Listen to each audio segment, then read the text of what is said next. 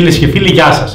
Το 2021 μας αποχαιρετά σε λίγο καιρό, σε λίγες μέρες, και έτσι έχουμε καλεσμένο τον Αντιπεριφερειάρχη Πέλλας σήμερα, τον κύριο Ιορδάνη Τζαμτζή, με τον οποίο θα κάνουμε μία αποτίμηση, κύριε Αντιπεριφερειάρχα, της χρονιάς που φεύγει, μιας γεμάτης χρονιάς για την περιφέρεια, και θα μας παρουσιάσετε κιόλας τα σχέδιά σας για την επόμενη χρονιά, για το 2022. Καλώς ήρθατε, κύριε Αντιπεριφερειάρχα, κύριε Τζαμτζή, στα στούντιό μας. Καλώς σας βρήκα και ευχαριστώ ειλικρινά που μου δίνετε τη δυνατότητα να πούμε κάποια πράγματα, να ενημερώσουμε τους συμπολίτες μας, να ενημερώσουμε τους ακροατές σας ή τους τηλεθεατές. Κύριε Αντιπεριφερειάρχα, το 2021 φεύγει, το τεχνικό πρόγραμμα της Περιφέρειας Κεντρικής Μακεδονίας και της Περιφερειακής Ενότητας Πέλλας υλοποιείται και στο νομό μας. Είδαμε αρκετές παρεμβάσεις, είδαμε τον αντιπληρημικό στην Έδεσα, ένα μεγάλο έργο, ένα έργο ζωτικής σημασίας για την Έδεσα, είδαμε τον αντιπληρημικό στο Λουτράκι Αρημοπίας, είδαμε παρεμβάσεις στο οδικό δίκτυο, αρκετές παρεμβάσεις. Όμως υπάρχουν και θέματα που τρέχουν. Είστε ικανοποιημένος από την εξέλιξη και την υλοποίηση του τεχνικού προγράμματος? Ναι, είμαι ικανοποιημένος, γιατί πραγματικά και από τις τεχνικές υπηρεσίες της Περιφερειακής Ενότητας Πέλλας γίνεται πολύ μεγάλη δουλειά, γίνεται πολύ μεγάλη προσπάθεια. Πρέπει να πω ότι έχουμε λίγα άτομα, πολύ λίγα άτομα, και παρόλα αυτά υλοποιούμε ένα πρόγραμμα που το 2021 το πρόγραμμα αυτό σε ποσά ανέρχεται στα 17.098.000 ευρώ, και μιλώ για ένα πρόγραμμα το οποίο έχει έργα τα οποία έχουν τελειώσει, έχουν δηλαδή υπερεωθεί 8 έργα, με πολλά από αυτά, όλα αυτά τα έργα έχουν ήδη παραδοθεί, έργα του τμήματος συγκοινωνιών, και είναι κατά βάση οδικά έργα, ασφαλτοστρώσεις κλπ, όπως έγιναν και εδώ στην Σκίδρα, στο Σεβαστιανά, στο Ριζό, στο Μαυροβούνι κλπ. Υπάρχουν 14 έργα τα οποία αυτή τη στιγμή υλοποιούνται, και μιλώ για διαγραμμίσεις, ένα μεγάλο πρόγραμμα διαγραμμίσεων που γίνεται σε όλο τον νομό, και ένα πρόγραμμα φωτισμού πάλι σε όλη την Περιφερειακή Ενότητα. Φωτίζουμε κόμβους αλλά και γέφυρες, και θα ακολουθήσει και δεύτερο πρόγραμμα για να ολοκληρώσουμε όλη αυτή τη διαδικασία. Και υπάρχει και ένα κομμάτι 9 έργων τα οποία είναι υποδημοπράτηση. Είναι κυρίως έργα ασφαλτοστρώσεων, περισσότερα από 3 εκατομμύρια είναι έργα ασφαλτοστρώσεων που έχουμε προγραμματίσει, και αυτά τα έργα είναι υποδημοπράτηση, στη διαδικασία της δημοπράτησης, και θα ξεκινήσουν το 2022. Από το πρόγραμμα του Τμήματος Δομών Περιβάλλοντος έχουν τελειώσει 5 έργα, και μιλούμε για έργα τα οποία έχουν σχέση με καθαρισμούς αυλάκων, με καθαρισμούς ποταμών κλπ. Υπάρχουν άλλα 2 έργα τα οποία είναι στην φάση της υλοποίησης, και μεταξύ αυτών είναι αυτό που αναφέρατε, το έργο αντιπλημμυρικής προστασίας Έδεσα, στο έργο στον Εδεσαίο ποταμό, το οποίο τελειώνει, το οποίο είναι πολύ μεγάλο έργο, είναι μέσα από το Πουδουέ, και φυσικά είναι άλλα 6 έργα τα οποία είναι υποδημοπράτηση. Συνολικά, όπως σας είπα, είναι 23 εκατομμύρια και των 2 τμήματων, και του Τμήματος Δομών Περιβάλλοντος και των Συγκοινωνιακών. 23.300.498 ευρώ είναι το πρόγραμμα το οποίο υλοποιεί αυτή τη στιγμή, υλοποιεί και προγραμματίζεται από την Περιφερειακή Ενότητα Πέλλας. Έξω από αυτά βέβαια πρέπει να πούμε ότι όταν βγαίνουν οι δημοπρασίες υπάρχουν εκτόσεις. Έξω όμως από αυτά υπάρχει το πρόγραμμα, το αναπτυξιακό πρόγραμμα, το οποίο εφαρμόζει η ΠΕ Πέλλας, και το οποίο πρόγραμμα έχει σχέση με τον τουρισμό, με τις εκδηλώσεις, με όλα τα σχετικά με την προβολή της ΠΕ Πέλλας γενικότερα, και αυτό το πρόγραμμα είναι και αυτό περισσότερο από 4,5 εκατομμύρια. Αυτό που θέλω να επισημάνω είναι ότι σε όλα αυτά θα μπουν επιπλέον κάποια έργα. Πρέπει να σας πω ότι πήραμε είχαμε μια μεγάλη επιτυχία, πήραμε και πλέον το διοικητήριο και μάλιστα σε χρόνο ρεκόρ. Με αυτό το θέμα δεν έχει ασχοληθεί κανένας τόσα χρόνια, κύριε Αντιπεριφερειάρχα? Είχαν ασχοληθεί και εγώ είχα βρει επιστολές τις οποίες είχε στείλει η φίλια η Νανάη Αριδονά προς το ΤΑΙΠΕΔ. Πρέπει να πω ότι γίναν αλλαγές διάφορες.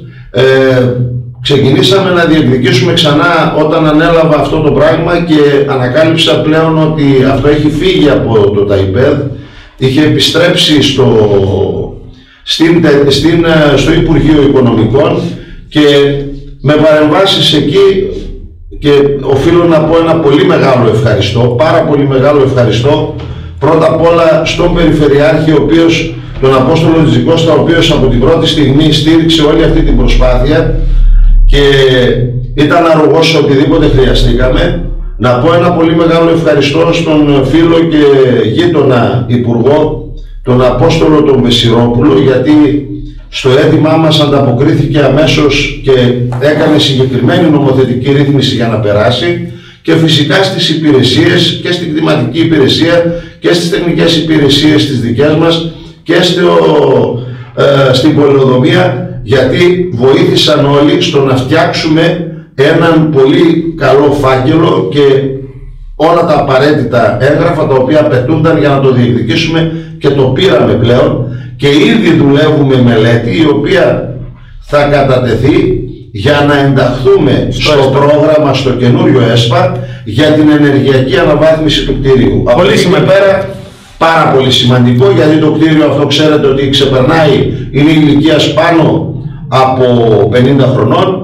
Καταλαβαίνετε ότι χρειάζεται παρεμβάσεις για να διατηρηθεί ένα καλό κτίριο, πολύ καλό κτίριο, αλλά χρειάζεται να υπάρξουν επεμβάσεις στο κτίριο για να μπορέσει να γίνει ένα σύγχρονο και λειτουργικό κτίριο τόσο για τους εργαζόμενους που μέσα μοχθούν, αλλά και για όλο τον κόσμο ο οποίος έχει. Στεγάζονται πάρα πολλές υπηρεσίες, είναι στο κέντρο του νομού Πέδας, όλες τις υπηρεσίες από εκείνη. Πολύ σημαντικό αυτό, κύριε την Περιφερειάρχα.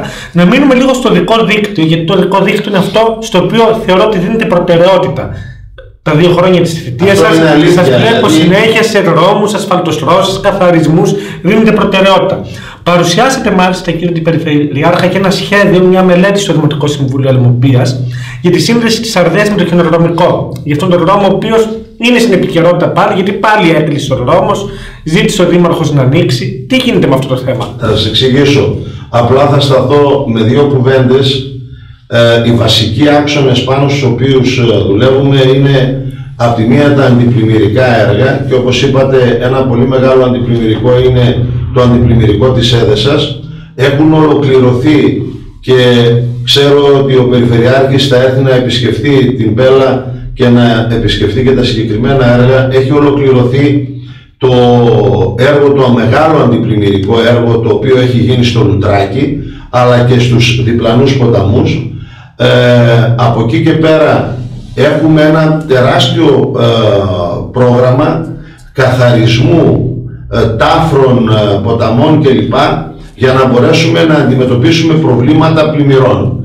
Αυτό το οποίο θέλω να σταθώ είναι, πέρα από το αντιπλημμυρικό υπάρχει το πρόγραμμα το οποίο έχει σχέση με την οδική ασφάλεια, πρώτα απ' όλα των πολιτών της Πέλας, των συμπολιτών μας, αλλά και όλων των επισκεπτών, γιατί θέλουμε τουρισμό, θέλουμε επισκέπτες, αλλά πρέπει να κινούνται σε ασφαλές οδικό δίκτυο. Και γι' αυτόν τον λόγο σας είπα και πριν,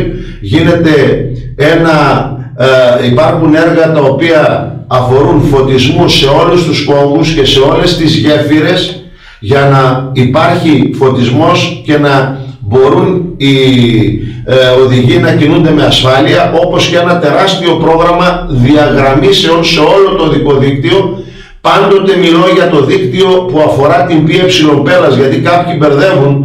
Υπάρχουν δίκτυα, υπάρχουν δρόμοι οι οποίοι αφορούν τους Δήμους, όπου εμείς δεν μπορούμε να παρέμβουμε, πλην εάν γίνει, εκτός και αν γίνει προγραμματική σύμβαση.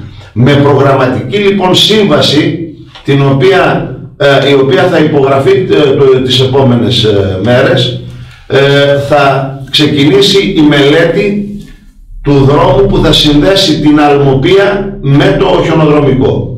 Όσα χρόνια ήμουνα βουλευτής, η Αλμοπία συζητούσε αυτό το έργο και ζητούσε αυτό το έργο. Δυστυχώς έγιναν κάποιες επιλογές οι οποίες δεν μπορούσαν να βγουν. Υπήρχαν κομμάτια τα οποία ήταν ανήλια, υπήρχαν κομμάτια στα οποία υπήρχε κατακρημνισμός, δεν μπορούσε να γίνει. Επιλέξαμε λοιπόν με την συμβολή και την συμβουλή των μηχανικών τον καινούριο δρόμο, όπου είναι και δρόμος ο οποίος δεν έχει προβλήματα σκίασης, είναι προσήλιος ο δρόμος όλος, και βεβαίως ο δρόμος αυτός θα συνδέσει την Αλμοπία, θα συνδέσει την Αριδαία, θα συνδέσει τα Λουτρά με το χιονοδρομικό, για να μπορέσουμε έτσι να έχουμε μεγαλύτερη ανάπτυξη τουρισμού, να έχουμε τη δυνατότητα να αυξήσουμε τις μέρες επίσκεψης κάποιων ανθρώπων. Δηλαδή από τις 3 μέρες που συνήθως έρχεται κάποιος στην Πέλα, να το κάνει εβδομάδα, να το κάνει περισσότερες μέρες, να μπορούν να συγκοινωνούν τα Λουτρά με το χιονοδρομικό, με τον Άγιο Αθανάσιο, να υπάρχει δυνατότητα διάχυσης και να έχουμε τη δυνατότητα να δεχτούμε πολύ περισσότερο κόσμο. Σωστό, αυτό σημαντικό αυτό που λέτε, να έρχεται κάποιος στο Λουτρά, να κάνει τον μπάνιο του, να πάει να κάνει σκι στον Άγιο Αθανάσιο, να συνδυάζει. Κύριε Περιφερειάρχα, μιλήσετε για Τάφρο, θέμα που καίει και τη Σκύρα και την Πέλα. Τάφρος 66, τι γίνεται? Τον Ιούλιο επιτέλους τελείωσε η μελέτη περιβαλλοντικών επιπτώσεων. Πρέπει να πούμε στους συμπολίτες μας ότι περίπου 3 χρόνια ήταν η μελέτη περιβαλλοντικών επιπτώσεων στο Υπουργείο Περιβάλλοντος στην Αθήνα. Τέλειωσε η μελέτη. Πιστεύω ότι στο επόμενο διάστημα και η ενημέρωση που έχω από τον κύριο Μπίλια, τον συνάδελφο Αντιπεριφερειάρχη Τεχνικών Έργων, θα προχωρήσει η διαδικασία για τον καθαρισμό της Τάφρου 66 και του Λουδία ποταμού. Αυτό το οποίο υπάρχει πιθανότητα να γίνει πιο νωρίς είναι μια μελέτη κοπής των δέντρων από μέσα. Έχουμε ζητήσει να γίνει αυτό το πράγμα, να κοπούν τα δέντρα από μέσα, και οι υπηρεσίες επεξεργάζονται μια τέτοια λύση, ούτως ώστε αν φύγουν από τα δέντρα σίγουρα μειώνεται κατά πολύ ο κίνδυνος να έχουμε προβλήματα στην Τάφρο 66. Πολύ σημαντικό έργο, κύριε Περιφερειάρχα, απασχολεί πάρα πολύ σημαντικό. Πρέπει να πω ότι πρώτη φορά που καθαρίστηκε η Τάφρος 66 ήταν το 1992 επί δημαρχίας μου. Έγιναν στη συνέχεια κάποιες μικροπαρεμβάσεις. Από τότε δεν έχει καθαριστεί η Τάφρος 66. Μου δίνετε τώρα μια πάσα για να πλατιάσω επί δημαρχία σας, όπως και οι λάμπες, όπως μας έλεγε ο κύριος Γιαννακίδης, στο πεζόδρομο επί δημαρχία σας, στα πεζοδρόμια της Χήρας. Μήπως είχαμε εφαρμόσει τότε ένα πολύ μεγάλο πρόγραμμα φωτισμού με λάμπες. Είχαμε επιλέξει μάλιστα κάποια φωτιστικά σώματα τα οποία ήταν πολύ όμορφα. Όλα αυτά βεβαίως πρέπει να συντηρούνται, πρέπει να υπάρχουν. Η Σκύδρα έχει ανάγκη το φως, έχει ανάγκη το φωτισμό.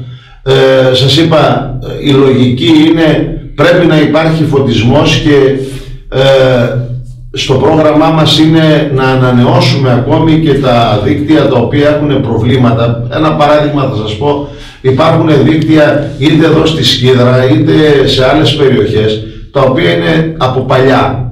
Ήδη έχουμε αλλάξει πάρα πολλά δίκτυα από παλιά και είχαμε και προβλήματα με κλοπές. Κλοπές δηλαδή καλωδίων, χάλκινων καλωδίων, επειδή ο χαλκός είναι ακριβώς. Τα έχουμε αντικαταστήσει όλα αυτά και έχουν μείνει ουσιαστικά ο φωτισμός της γέφυρας στο Μελίσι, στο δίκτυό μας μιλώ πάντοτε. Υπάρχουν κάποιες αλλαγές που πρέπει να γίνουν στην Κονέξ, στο δίκτυο της Κονέξ, στο μισό δίκτυο της Κονέξ, το μισό έχει ήδη γίνει. Στο τμήμα Σκύδρα Μαυροβούνη, όπου το έργο έγινε επί θητείας μου το 1992 και υπάρχει και μαρμάρινη πλάκα γι' αυτό. Αλλά θέλω να σας πω ότι έχουμε και αλλού τμήματα τέτοια. Γίνονται κόμβοι με φωτισμό, φωτίζονται οι κόμβοι πάνω στο εθνικό δίκτυο μιλώ, προς Γερασιά νησί, προς Γεδρόνα, προς Γραμματικό, προς Άρνησα. μέσα στο κόμβο Παναγίτσα Άρνησα. Επιπλέον θα φωτιστούν οι γέφυρες όλες, πάνε Αριδαία και Λουτράκι προς τα Λουτρά. Ταυτόχρονα φωτίζονται όλες οι γέφυρες εδώ της Τάφρου 66 του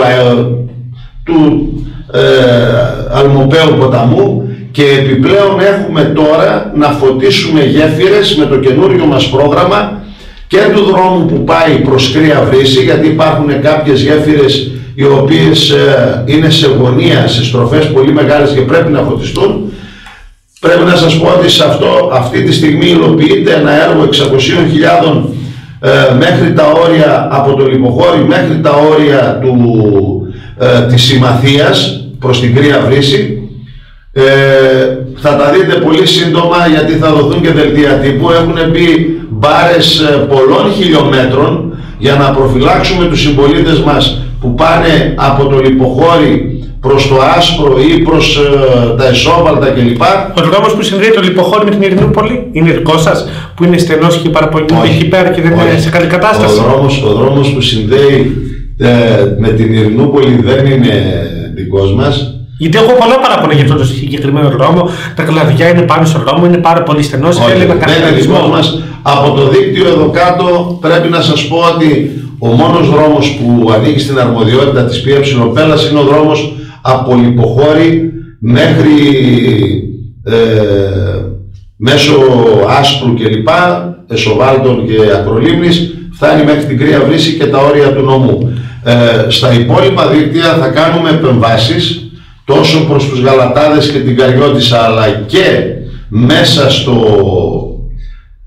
στην Κρύα Βρύση θα κάνουμε κάποιες ασφαλτοστρώσεις και συντηρήσεις δρόμων με ένα πρόγραμμα 1 εκατομμυρίου, το οποίο όμως θα γίνει με προγραμματική σύμβαση. Μεγάλο πρόγραμμα, κύριε την Περιφερειάρχα. Όμως και ένας δρόμος για τον οποίο σας είχαμε ακούσει να μιλάτε είναι αυτός που συνδέει τον νομό Πέλας με τον νομό Κιλκής, Αρχαγγέλου Σκρά. Ένας δρόμος ο οποίος δεν είναι σε καλή κατάσταση, με λακκούβες και αυτά.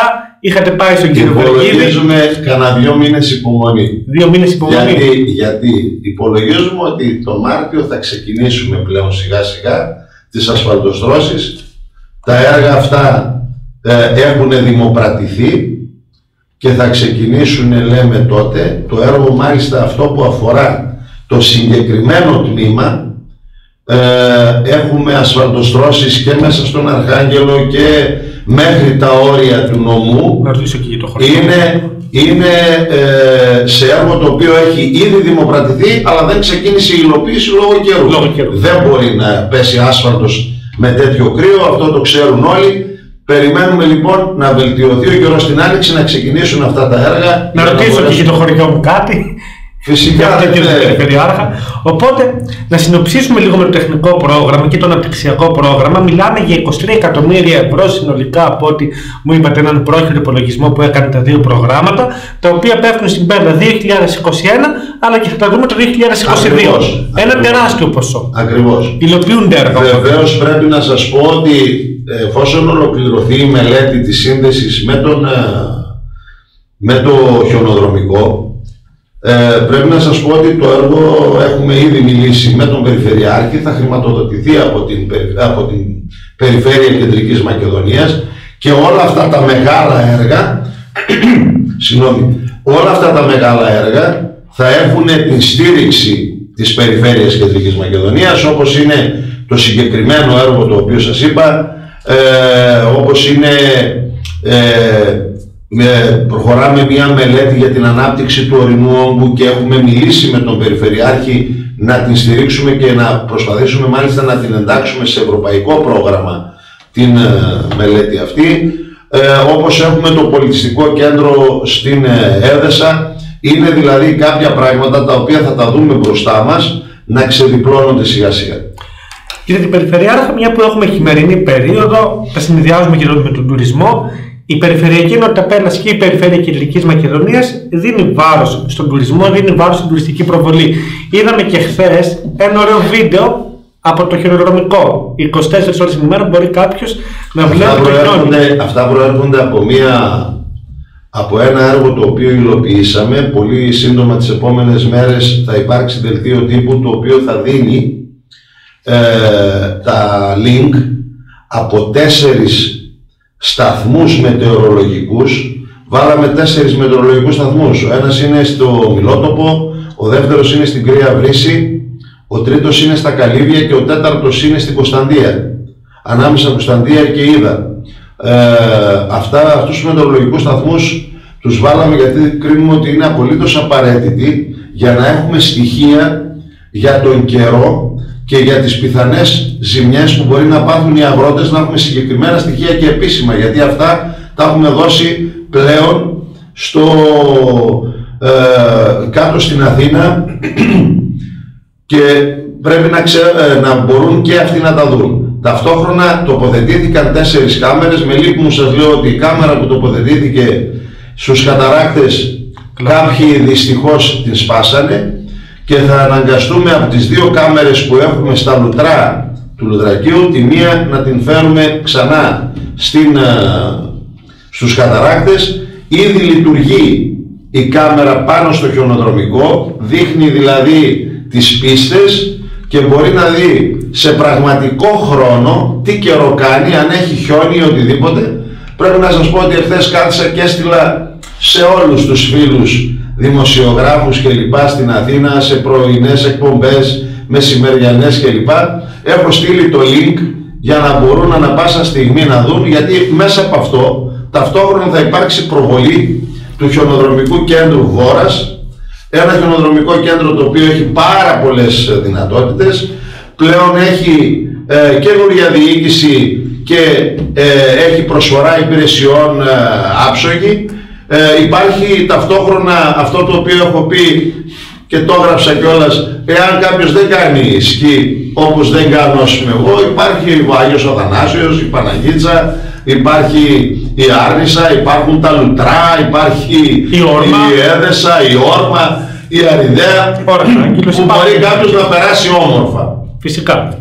Μπορούμε να τα συνδυάσουμε κιόλας. Έχουμε και θρησκευτικό τουρισμό στην Πέλα. Εσείς είστε και κοντά στην εκκλησία, γνωρίζετε τα μοναστήρια. Μπορεί κάποιος να έρθει να πάει να επισκεφτεί και ένα μοναστήρι, να ανάψει το κερί του, να κάνει μια ταβέρνα. Έχουμε κλασική προβολή. Οπότε το τρίπτυχο το οποίο δίνεται έμφαση από ό,τι κατάλαβα είναι οδικό δίκτυο, τουρισμός, αγρότες. Παρόλο που τα αγροτικά θέματα δεν είναι τόσο του Περιφερειάρχη, εσείς ασχολείστε αρκετά με τα αγροτικά ζητήματα. Το θέμα δεν είναι αν είναι του Περιφερειάρχη ή όχι. Ο αντιπεριφερειάρχης είναι αντιπεριφερειάρχης στην Πέλα, η οποία Πέλα έχει τουρισμό και αγροτικό τομέα. Για τον τουρισμό γίνονται όλες αυτές οι ενέργειες, ένα σωστό οδικό δίκτυο, ασφαλές οδικό δίκτυο. Για τους πολίτες είναι όλα αυτά τα αντιπλημμυρικά έργα τα οποία γίνονται. Οι παρεμβάσεις όλες αφορούν τους πολίτες της Πέλας, αφορούν όλο τον κόσμο που θα επισκεφθεί την Πέλα, αλλά ταυτόχρονα ο αγροτικός τομέας είναι ένας τομέας τον οποίο έχω στην καρδιά μου και ταυτόχρονα δηλώνω και εγώ ο ίδιος. Σήμερα δεν έχω τα κτήματα που είχα κάποτε, αλλά ασχολούμαι με τη μελισσοκομεία και ασχολούμαι με αρκετές κυψέλες, δηλαδή ασχολούμαι ημιεπαγγελματικά, να το πω, κατά κάποιον τρόπο. Έχω 150 κυψέλες αυτή τη στιγμή. Καταλαβαίνετε ότι ο ελεύθερος χρόνος διοχετεύεται εκεί. Από εκεί πέρα πρέπει να πω ένα πράγμα. Οι αγρότες στην Πέλα έχουν ανάγκη. Το καλό είναι ότι η κυβέρνηση έδωσε λύσεις σημαντικές, πολύ σημαντικές στο διάστημα αυτό. Ήδη ότι επειδή έχω μια πολύ συχνή επικοινωνία και με τον πρόεδρο του ΕΛΓΑ, μας συνδέει μια πολύχρονη πραγματική φιλία, πολύχρονη φιλία. Καταλαβαίνετε ότι μετά από 12 χρόνια στην κεντρική πολιτική σκηνή ως βουλευτής έχω τις σχέσεις με τους ανθρώπους όλους και μιλώ ανα πάσα στιγμή και πάντοτε ο στόχος είναι να λυθούν προβλήματα, να δώσουμε λύσεις. Δηλαδή δεν υπάρχει περίπτωση να αφήσω να περάσει κάτι έτσι. Από τη στιγμή που ενημερώνομαι θα κάνω παρέμβαση αμέσως, είτε αυτό είναι Υπουργείο Γεωργίας με τον Υπουργό, ο οποίος πραγματικά τον ευχαριστώ γιατί έχει ανοιχτά αυτιά, ακούει ακριβώς, ακούει και είναι πολύ σημαντικό ότι ο Υπουργός πρώτα απ' όλα ακούει, είναι δεν υπάρχει περίπτωση να μείνει κάτι χωρίς να υπάρξει παρέμβαση, και γι' αυτό το λόγο επιπλέον θα ενισχύσουμε το δίκτυο αυτό, το οποίο σας είπα πριν, με τους μετεωρολογικούς σταθμούς, και σε άλλες περιοχές θα τοποθετήσουμε μετεωρολογικούς σταθμούς. Κάναμε μια προσπάθεια να τοποθετήσουμε στην Άρνησσα, δεν μπορέσαμε, δεν ευωδόθηκε. Θα ξανακάνουμε προσπάθεια σε επόμενη φάση. Ο στόχος μας είναι να αντιμετωπίσουμε τα προβλήματα που έχουν οι αγρότες. Βεβαίως πρέπει και οι ίδιοι αγρότες να οργανωθούν. Είναι κάτι το οποίο είναι πολύ σημαντικό και που σήμερα που παλιά έργα τα οποία υπήρχαν από συνεταιρισμούς οι οποίοι διαλύθηκαν, όπως η Γεσπόβ και λοιπά, κτίρια και τέτοια, θα πρέπει οι αγρότες να ενεργοποιηθούν, να οργανωθούν και να βάλουν μπροστά αυτές τις εγκαταστάσεις, οι οποίες είναι εγκαταστάσεις πολύ καλές. Αν χρειάζεται να τις εξυγχρονίσουν, να τις εξυγχρονίσουν ακόμη περισσότερο και πάλι λέγω. Αυτές τώρα που ανήκουν οι εγκαταστάσεις της Γεσπόβ που αναφέρετε. Υπουργείο Αγροτικής Ανάπτυξης, Περιφερειακή Ενότητα Πέλλας. Καταλαβαίνετε ότι εμείς πρόσφατα ζητήσαμε να μην υπάρξει καμία διαδικασία πώλησης ή οτιδήποτε άλλο. Ναι. Σταματήσαμε κάθε διαδικασία τέτοια. Και αυτά ανήκουν πλέον στο κράτος. Ναι. Είναι περιουσία κρατική. Φυσικά. Και αυτοί οι οποίοι πιστεύω απόλυτα ότι δικαιούνται να τα πάρουν όλα αυτά είναι οι ίδιοι αγρότες. Τι έχετε πλάνο εσείς για την αξιοποίησή τους, κύριε Τιπερδάκη? Ήδη έχουμε κάνει προτάσεις και συνεχίζουμε σε αυτό το πλάνο. Ξέρετε ότι έχουμε προτείνει να πάρουμε από το Υπουργείο τις εκτάσεις που έχει στο πρώην ΚΕΓΕ εδώ στη Σκύδρα και στην Αριδαία. Το πλάνο είναι να φτιάξουμε τον κήπο της Πέλλας, ένα επισκέψιμο πάρκο το οποίο θα δώσει τη δυνατότητα να έρθει κόσμος και ιδιαίτερα μικρές ηλικίες, μαθητές κλπ. Να μπορούν να επισκεφθούν τους χώρους. Καταλαβαίνετε ότι όλα αυτά πρέπει να γίνουν με ανθρώπους, και ιδιαίτερα εγώ θέλω να καλέσω τη νεότερη γενιά, όλα αυτά τα παιδιά τα οποία ασχολούνται με τον αγροτικό τομέα, να ασχοληθούν πολύ σοβαρά. Πριν από καιρό κάναμε μια σύσκεψη στην Περιφερειακή Ενότητα Πέλλας. Πολλά πράγματα δεν τα δημοσιοποιούμε καν, δεν υπάρχει λόγος. Καλέσαμε παραγωγούς πιπεριάς από την Αλμοπία, οι οποίοι ασχολούνται σήμερα και με την παρασκευή του Μπούκοβου, να έρθουν, να ακούσουν, να μας πούνε τις προτάσεις τους για το πώς μπορούμε να εκμεταλλευτούμε καλύτερα τα πράγματα, να δώσουμε ονομασία προέλευσης, γιατί το brand name Πέλλα είναι πασίγνωστο σε όλο τον πλανήτη. Δεν υπάρχει ισχυρότερο όνομα από το να πεις πιπεριά Αλμοπίας Πέλλας, να πεις ροδάκινο Πέλλας ή οτιδήποτε. Σημαντικά όλα αυτά που μας λέτε, κύριε Περιφερειάρχα. Δεν θα μπορούσα να μην σας ρωτήσω, γιατί είστε ένας έμπειρος πολιτικός, για τις πολιτικές εξελίξεις. Το 2022 που έρχεται, θεωρείτε θα είναι εκλογική χρονιά? Ακούστε, εγώ πιστεύω ότι το θέμα δεν είναι αν θα είναι εκλογική χρονιά ή όχι. Για την κυβέρνηση αυτή τη στιγμή βλέπω ότι κάνει μια τεράστια προσπάθεια μέσα σε μια πανδημία. Τη λέμε πανδημία γιατί είναι παγκόσμιο φαινόμενο, και μπορεί ο καθένας να έχει τις δικές του σκέψεις. Μπορεί να πει κάποιος ότι θα μπορούσε να γίνει καλύτερα ή οτιδήποτε. Όμως πάει καλά, και αυτό δεν το λέει ο Δάκης Τζαμζής, δεν το λέει το οργανωμένο στέλεχος της Νέας Δημοκρατίας. Το λένε άνθρωποι οι οποίοι γνωρίζουν τα πράγματα μέσα στην παγκόσμια κοινότητα. Το λένε όργανα παγκόσμια, το λένε όργανα ευρωπαϊκά, ότι η Ελλάδα πήγε πάρα πολύ καλά τον καιρό της πανδημίας. Και θέλω πλέον να πω και μια κουβέντα για τα νοσοκομεία μας. Ακούστε, κάναμε μεγάλη προσπάθεια και δεν χρειάζεται κάθε φορά, πολλά πράγματα γίνονται χωρίς ντουντούκες και χωρίς νταούλια. Το θέμα ποιο είναι? Κάναμε προσπάθεια πάση θυσία να κρατηθεί η ΜΕΘ, και πιθανότατα θα ανασυσταθεί ξανά η ΜΕΘ, γιατί γίνονται συζητήσεις με την κυρία Γκάγκα, την νοσοκομείο ακριβώς. Πού θέλω να καταλήξω όμως? Ακούστε, υπάρχει ένα μεγάλο θέμα, το θέμα των ιατρών. Εγώ ζήτησα η Πέλα να μπει στους άγωνους νομούς, όπως είναι η Φλόρινα και η Καστοριά. Για ποιον λόγο το ζήτησα αυτό?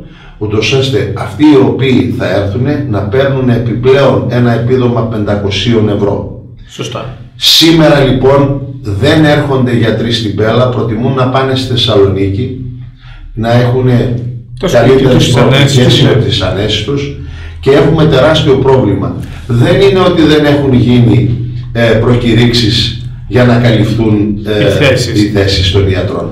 Έχουν γίνει μέσα στο 21, 2 φορές έγιναν προκηρύξεις και τελικά ήρθε μόνο ένας να καταλάβει θέση. Και εάν δεν δέχονταν να επιστρέψουν οι γιατροί οι οποίοι φύγανε, όπως ξέρω γιατρούς και είναι προς τιμή τους και ειλικρινά τους ευχαριστούμε όλοι, να γυρίσουν πίσω και να βοηθάνε αυτή τη στιγμή στο νοσοκομείο, θα είχαμε τεράστιο πρόβλημα και στον τομέα της παθολογίας και σε άλλους τομείς. Καταλαβαίνετε λοιπόν ότι υπάρχουν και αντικειμενικές δυσκολίες, τις οποίες φυσικά πιστεύω ακράδαντα ότι το κράτος πρέπει να τις ξεπεράσει. Πρέπει να τις ξεπεράσει με στήριξη των υγειονομικών για να μπορέσουμε πραγματικά να αντιμετωπίσουμε αυτή την κατάσταση. Και βεβαίως μου δίνεται και τη δυνατότητα να πω σε όλους τους φίλους, μηδενός εξαιρουμένου, ότι θα πρέπει να εμβολιαστούμε. Αν θέλουμε να σταματήσουμε αυτή την πανδημία κάπου, αν θέλουμε να σταματήσουμε τις μεταλλάξεις που γίνονται, χωρίς να είμαι γιατρός, αλλά με τον κοινό νου και διαβάζοντας και με την ενημέρωση που έχουμε, πρέπει να υπάρξει εμβολιασμός, ούτως ώστε να φρενάρει η κατάσταση αυτή, να φρενάρουν, να μην έχουμε συνεχώς μεταλλάξεις, για να μπορέσουμε πλέον να πάρουμε ξανά αυτό που λέμε όλοι τις ζωές μας πίσω, να έρθουμε δηλαδή σε μια προηγούμενη κατάσταση στην οποία την ζούσαμε χωρίς προβλήματα να αγκαλιαστούμε. Οπότε έχω τη μάσκα συνεχώς μαζί μου. Τι να κάνω, δεν γίνεται διαφορετικά, πρέπει να προφυλαχθούμε. Το μήνυμα με το οποίο οπότε κλείνουμε αυτή τη συνέντευξη και κλείνουμε και το 2021 διαδικτυακά μαζί είναι αυτό, να εμβολιαστούμε όλοι και ενώπιση των εορτών. Το μήνυμα έτσι ακριβώς είναι, πρώτον να εμβολιαστούμε όλοι, μηδενός εξαιρουμένου, και ιδιαίτερα οι μεγάλες ηλικίες, διότι τα προβλήματα εκεί εντοπίζονται κυρίαρχα, και από εκεί και πέρα να μπορέσουμε έτσι να αντιμετωπίσουμε την πανδημία. Εγώ, ευχαριστώντας σας για άλλη μια φορά για τη δυνατότητα που μου δώσατε να πούμε όλα αυτά τα πράγματα και να ενημερώσουμε τους συμπολίτες μας, θέλω να ευχηθώ σε όλες και όλους να έχουμε καλές γιορτές, καλά Χριστούγεννα και το νέο έτος να είναι το τελευταίο έτος με πανδημία, να απελευθερωθούμε από την πανδημία αυτή, να είναι ένα έτος το οποίο θα μας βγάλει πλέον στο φως. Σας ευχαριστούμε πάρα πολύ κύριε Τζαντζέ, όπως ευχαριστούμε και όσους μας παρακολούθησαν. Θεωρώ πως είπαμε χρήσιμα πράγματα για την Περιφερειακή Ενότητα Πέλας, ένα ζήτημα που μας αφορά όλους, για τους δρόμους, για το τεχνικό πρόγραμμα, για το τι θα δούμε λοιπόν το 2022. Σας ευχαριστούμε, να σας ευχηθούμε και εμείς με τη σειρά μας καλή συνέχεια στο έργο σας. Και εγώ σας ευχαριστώ. Ανανεώνουμε το ραντεβού μας σε μια νέα διαδικτυακή εκπομπή εδώ στο pellanews.gr. Γεια σας.